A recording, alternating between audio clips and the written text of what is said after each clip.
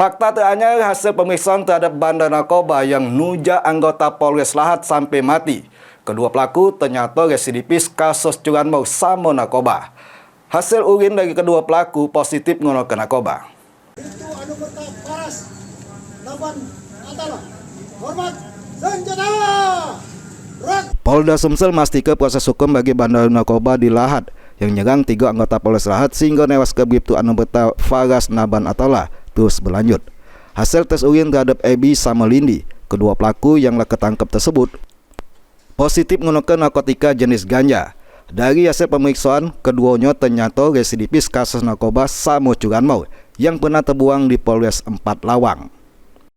Hasil dari tes urin yang dilakukan, ternyata keduanya positif mengkonsumsi narkotika jenis ganja. Kemudian yang kedua, bahwa mereka ini residivis dari Polres 4 Lawang terkait kasus curanmor dan juga narkoba.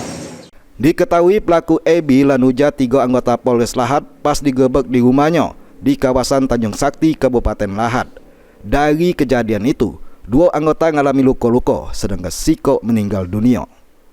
Mulyadi, PAL TV.